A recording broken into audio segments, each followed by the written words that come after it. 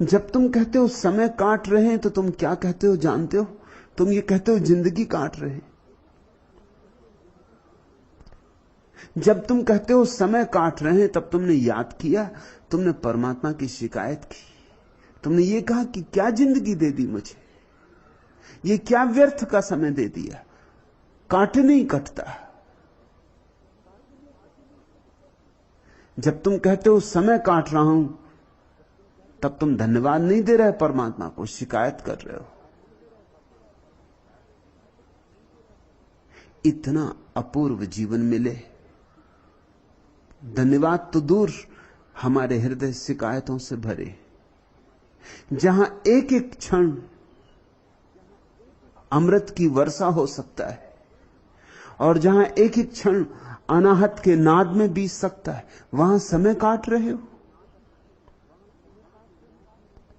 जग में जय दिन है जिंदगानी, थोड़े से दिन की तो जिंदगी है, 4 दिन की तो जिंदगी है।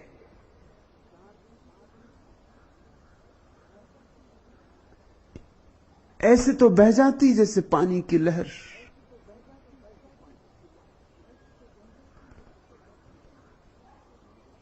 फिर भी होश नहीं आता। मौत रोज रोज द्वार पर दस्तक देती, उसकी दस्तक रोज रोज तीव्र होती जाती, फिर भी होश नहीं आता। जग में जय दिन है जिंदगानी, लाई ल्यो चित गुरु के चरणन, आलस करो न प्राणी। एक ही उपयोग हो सकता है इस जीवन का कि यह महाजीवन से जुड़ा दे। फिर से दोहरा दूं, इस जीवन का एक ही सदुपयोग है कि यह महाजीवन से जुड़ा दे। समय का एक ही सदुपयोग है कि जो समयातीत है, कालातीत है, उससे संबंध बन जाए। क्षण हमें उससे मिला दे जो शाश्वत है, तो हमने उपयोग कर लिया, तो हमने अवसर को निचोड़ लिया पूरा पूरा। तो परमात्मा के सामने हम अपराधी ना होंगे, तो परमात्मा के सामने हम सिर उठा के खड़े हो सकेंगे कि तूने जो महा अवसर दिया था हमने व्यर्थ ना जाने दिया। हमने मिट्टी में फूल उगा लिए और हमने पानी की धार पर शाश्वत रेखाएं खींच दी और हमने कूड़े करकट को हीरो में रूपांतरित कर लिया और हमने मर्त्य देह में अमृत का स्वाद ले लिया। जब तक ऐसा ना हो जाए तब तक जानना, परमात्मा के सामने सिर तुम्हारा गिलानी से झुका रहेगा, अपराध में दबा रहेगा। तुम आंख उठा ना सकोगे, तुम आंख चार कर ना सकोगे। कैसे यह हो सकता है कि मरण धर्मा देह में अमृत का स्वाद आ जाए? जिसको आ गया हो स्वाद, उसके साथ संग साथ जोड़ लो, उससे मैत्री बना लो। उसी मैत्री का नाम शिष्यत्व है। लाई ल्यो चित गुरु के चरणन, आलस करो न प्राणी। जो प्रकाशित हो उठा हो, जिसके भीतर जल उठी हो ज्योति, उसके चरणों में झुक जाओ, क्योंकि झुके बिना तुम्हारी झोली ना भरेगी। नदी की धार बह रही है, तुम प्यासे खड़े हो, और अगर झुककर अंजलि ना बनाओगे तो तुम्हारी अंजलि में जल ना भरेगा और तुम्हारा कंठ प्यासा का प्यासा रह जाएगा। झुको, नदी से जल हाथ में भरना होता है तो झुकना होता है। अंजलि बनाओ, कंठ तक ले जाओ जल को। नदी तुम्हारे कंठ तक नहीं जा सकती। सदगुरु तुम्हारे सामने मौजूद हो सकता है, मगर झुकना तुम्हें होगा, अंजलि तुम्हें बनानी होगी, पीना तुम्हें होगा। जीसस ने कहा है अपने शिष्यों से, पियो मुझे, बचाओ मुझे, बनने दो मुझे रक्त मांस मज्जा।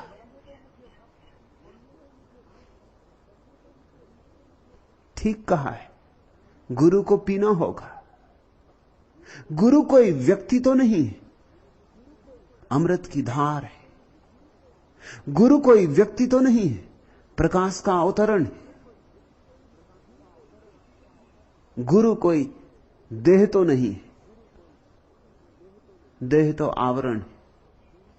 देह के भीतर छिपा है कोई, उससे संबंध जोड़ो। उससे झुकोगे तो ही संबंध जुड़ता है। क्यों झुकने से संबंध जुड़ता है? झुकने की कला है। झुकने का अर्थ है मैं अपना मैं भाव छोड़ता हूं। जब तक तुम कहते हो कि मैं, तब तक अकड़ होती। कल ही एक सज्जन ने पत्र लिखा कि बड़े दूर से आया हूं, मैं भी ज्ञान को उपलब्ध हो गया हूं, मैं स्वयं गुरु हूं, मेरे शिष्य भी हैं।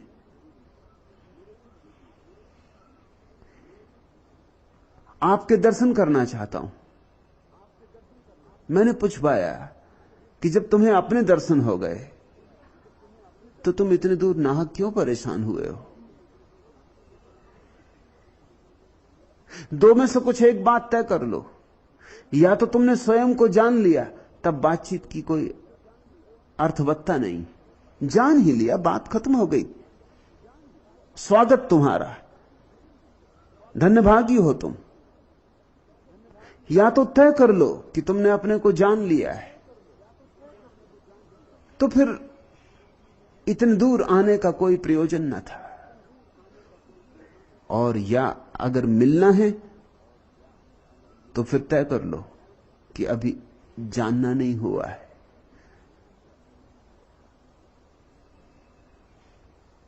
लोग जानना भी चाहते हैं और झुकना भी नहीं चाहते। अहंकार को बचा के लोग सत्य को जान लेना चाहते हैं।